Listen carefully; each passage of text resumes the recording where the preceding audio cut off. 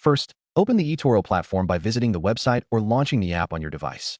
Log into your account using your credentials, ensuring you are accessing the correct account you wish to retrieve statements from. Once you are logged in, navigate to the Portfolio section, which is usually found on the left side of the screen. In the Portfolio section, look for the History tab or button. Click on it to access your transaction history. Here, you will see a summary of all your trades, deposits, and withdrawals. To download a statement, locate the Download option.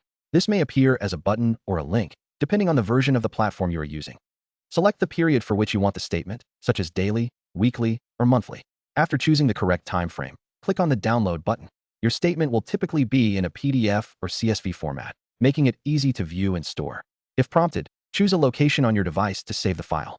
Once the download is complete, you can access the statement from the location you saved it to. Open the file to review your transactions. This document is useful for tracking your investments or for reporting purposes.